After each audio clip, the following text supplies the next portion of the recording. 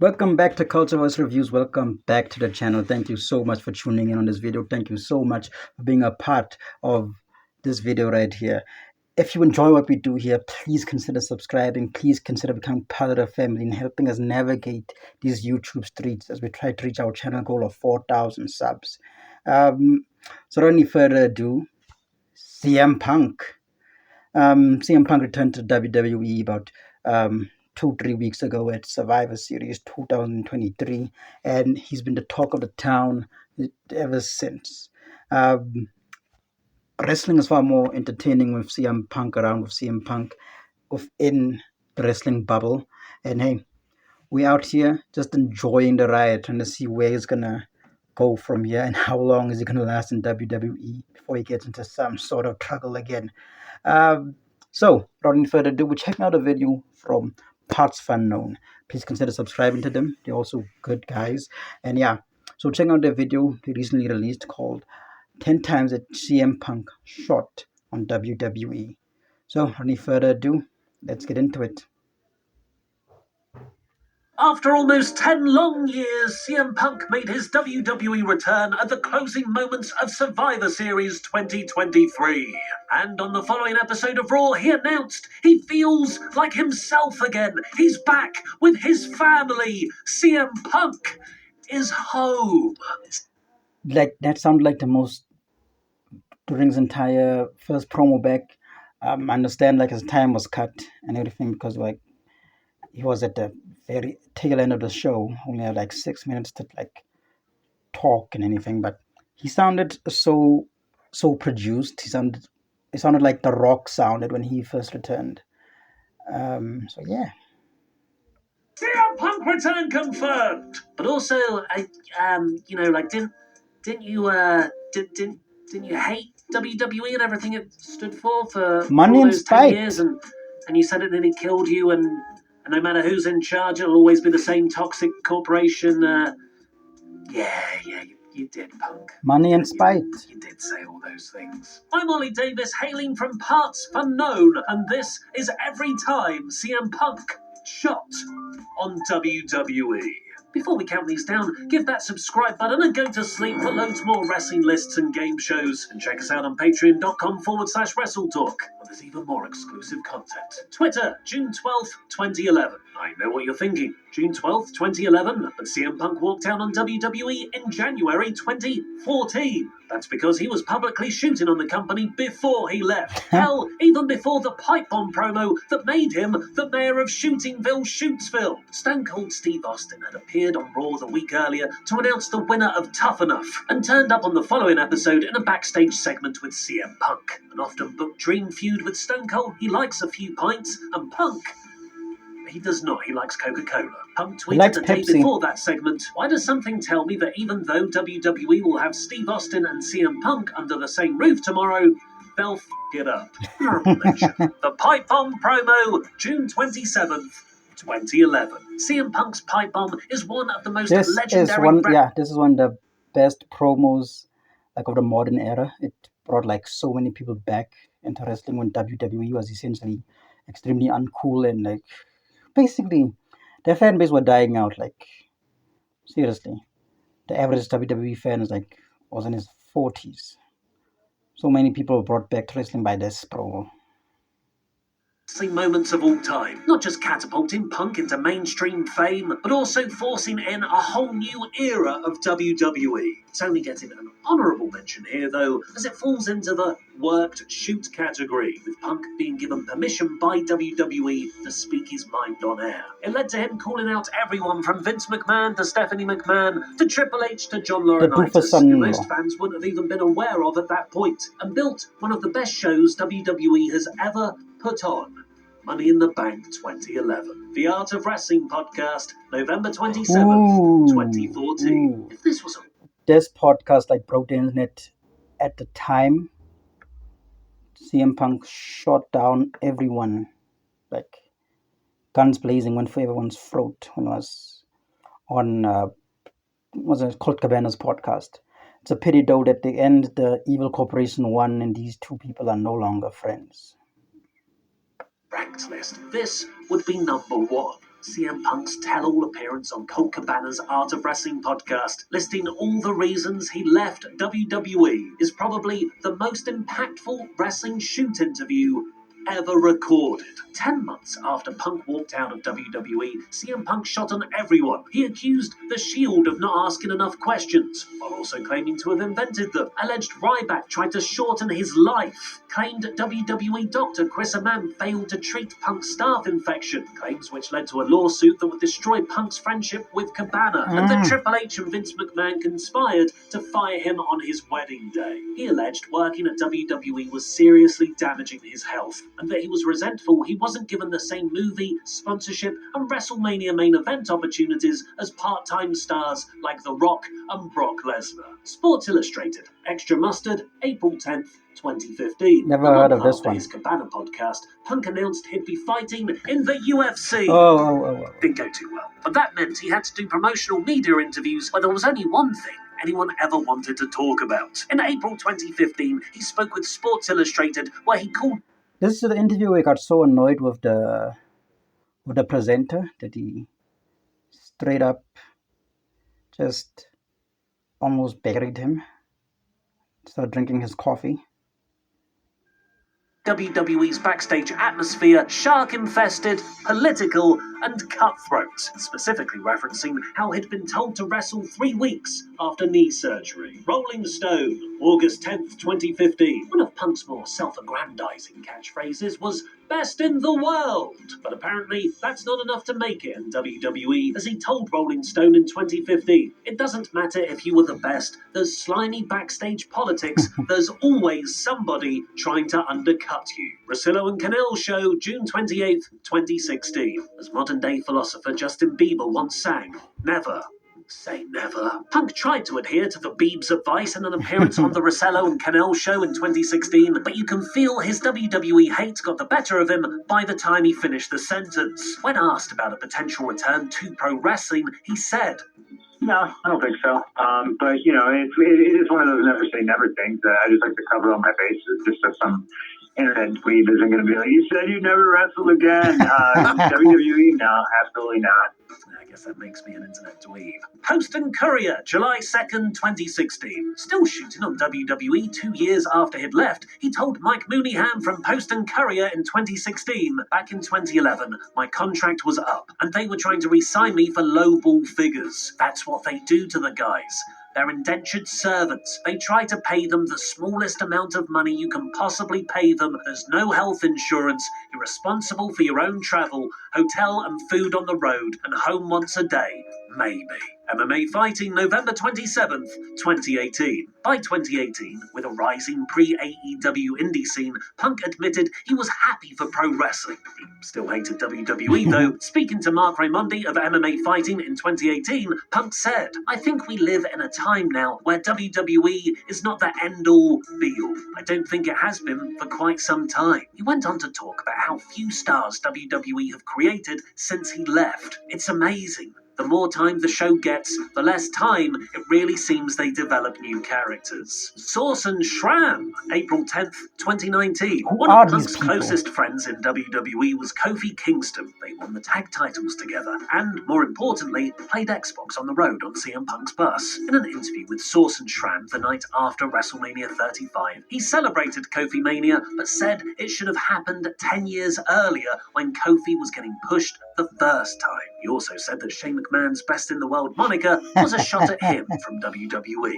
Starcast 2019. CM Punk's Starcast 2019 interview with PW Insider's Mike Johnson was touted as his first wrestling appearance since leaving WWE 5 years earlier. He spoke about how things could have been different had WWE simply picked up the phone and called him after he walked out back in January 2014. This was the first time Punk started to display a more reconciling tone about WWE, admitting he was over his issues with the company but had nothing left to accomplish there. I'm sure that sentiment had nothing to do with reports he was in talks to host Fox's new WWE Backstage show shortly after. Reddit, October 17, 2019. His thawing attitude continued when he revealed in a Reddit Ask Me Anything that it'd have to be a very big bag of money. Of money. I can't wait till you get to the AEW promos where it disparages the company. To return to WWE Backstage, December 10th, 2019. If you thought Punk kind Just of when you returning asked to the questions, I WWE changed by the hosting culture. Fox's Backstage talk show would have blunted his critiques, then, well, you haven't been watching this list. If you thought that's it, go restart this list. Watch it again. Please, it helps the views. While Punk's WWE Backstage run was ultimately disappointing, the December 10th, 2019 episode got to review the infamously terrible Baron Corbin Big Dog segment from SmackDown, which Punk repeatedly referred to as garbage while saying WWE creative was bad, as the WWE contracted hosts scrambled for a way to move on as fast as possible. That Saudi Arabia blood money Miz tweet, January 8th, 2020. But this guy CM Punk just hates the Miz. Like,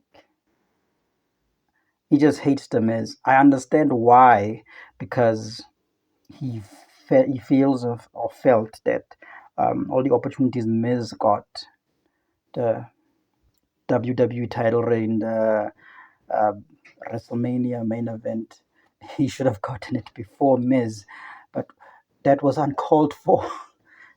This tweet was uncalled for.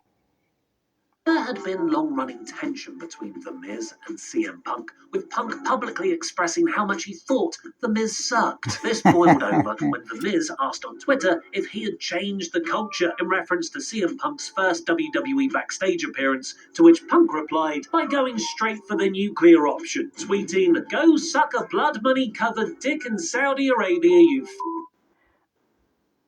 You know what's funny?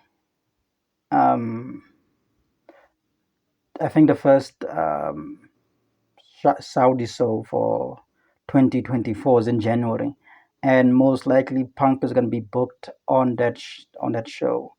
I wonder if the Miz backstage is going to be like, "Hey, how's it like sucking that blood money cock?" when he sees him. Dork, referencing WWE's highly controversial at the time, but less so since because I guess sports washing works, deal with the Saudi Arabian government. Twitter, April 23rd, 2021. Remember when WWE fired a bunch of people right at the start of the pandemic and then, 1 year to the day later, in a somehow worse annual tradition than WWE bragging rights, they did it again, adding the extra stipulation of sending the well-respected veteran Mickie James's belongings to her in a garbage bag? Well, yeah, all of those things happened. They actually happened. It wasn't too long ago. Triple H tried to repair the PR disaster and announced the person responsible for the bin bag incident would no longer be with WWE moving forward, to which Punk responded with this gif that encapsulates the sarcastic vibe of, "Sure, if you say so." Also, just in case everyone gets annoyed with the way I pronounced GIF just then, GIF. It can also be pronounced GIF.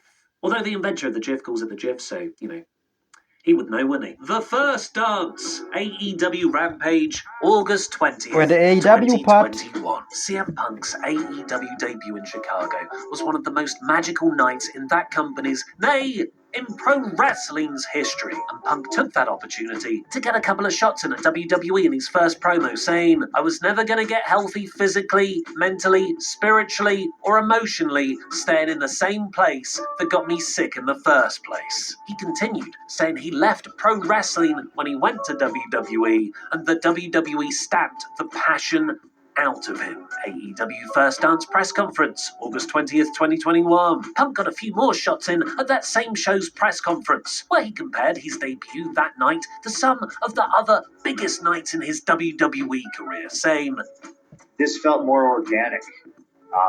This one did not feel like a job. Angie Taylor Show. But look how happy Tony Khan looks during that press conference. Little did he know, it's a year later. August 31st, 2021. On The Angie Taylor Show, shortly after his AEW debut, Punk revealed that a WWE return was never on the table, implying he didn't want to go back there, which does kind of contradict his own very big bag of money WWE return comment on Reddit. Busted Open Radio, September 1st, 2021. Nevertheless, Punk doubled down on this on Busted Open Radio a few weeks later, reiterating many of his gripes against WWE from his final year with the company, and how he felt the culture would have killed him by working through injuries, while also managing to get a bonus shot in at how WWE's Hall of Fame works. I would have kept going until I literally could not go anymore. And then what? Then I'm and then I get posthumously inducted into a Fugazi Hall of Fame. ESPN, September 3rd, 2021. Continuing to claim it was he who turned down WWE, not the other way round, Punk told ESPN WWE reached out to him about a return in late 2020. I remember one of the first things I ever said to them was, above all,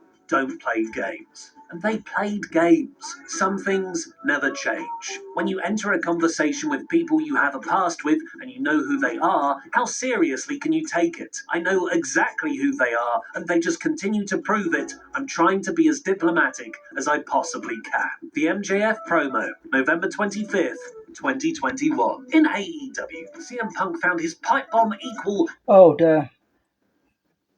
the go-ahead leave. Main event, night 3, get one, buy one, get two free bonanza. In MJF, and in their first back-and-forth promo, they decided to use their favourite topic, bringing up WWE for heat. Punk called MJF a less famous Miz, and told him the only way he'd become number one in AEW is if he waited around long enough for Tony Khan to have a daughter that MJF can marry. Triple H swipe? Who does that remind us of? I just can't put my finger on it. The other MJF promo. Okay, this is the one January that this 5th, no, okay, now this is the 2022. one about going main event, buy one get one free bonanza. In their other big promo together, Punk brought up MJF's repeated kayfabe threats to jump ship to WWE, heavily insinuating WrestleMania is watered down and WWE fire everyone anyway. If you think the grass is so greener on the other side, be my guest. Go ahead, leave. Main event, night 4 of a buy one, get one free extravaganza, and then get released faster than you last in the sack. AEW Revolution press conference, March 6th, 2022. Punk's second match against MJF happened at Revolution 2022, which coincided with AEW President Tony Khan purchasing the promotion that first made Punk's name Ring of Honor. When Punk was asked about his thoughts on the acquisition after the show, he cried tears of literal joy, saying he was happy that ROH was in the hands of Somebody who treated well. and not a Tab on a shitty, confusing app. a shot of Peacock's version of the WWE network. Punk finished saying Vince McMahon owned too much of his career as it was. Well, he'll have a bit more now. AEW Double or Nothing press conference May 30th, 2022. The doomsday clock had started ticking by the time we got to Double or Nothing 2022, even if we didn't know it yet. Punk's promo battle with Hangman Page had set Punk on a path towards his AEW exit a year later, which is why this quote from the Double or Nothing press conference is so surreal, with Punk saying his 10 years in WWE were wasted, he never reached his full potential in WWE, and he doesn't have to engage in silly backstage battles in AEW. And finally, the Absolute Geek Podcast, July 27th, 2022. On the Absolute Geek Podcast, Punk criticised the WWE commentary team for calling out Sasha Banks and Naomi following their walkout earlier that year, calling the commentators cowards and bullies. He also spoke of Vince McMahon's WWE retirement. I'm doing air quotes, you can't see me. Which had happened 5 days prior, saying, Because he tweeted that I'm retired, you think he's not going to be hands-on? And I don't think the structure there, I don't think the culture there changes at all. now go watch my list on Wrestle Talk about all the times that AEW wrestlers warned us about CM Punk. Yeah, actually, that's pretty obvious. That was all going to happen. Yeah, we need to check that one out. Those alarm bells. But at the moment, when you're just so happy the person who left you high and dry 7 years ago returns to your arms and says, I ain't Okay, there we go. That is the end of the video. If you made it to this point, thank you so much. Please consider subscribing. Just one more thing. We love CM Punk with his spiciness.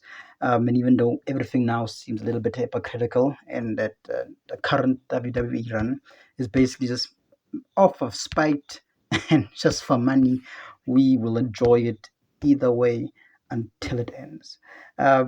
Again, thank you so much for being part of this video. Please consider subscribing. Please consider helping us navigate these YouTube streets and getting to our goal of 4,000 subscribers.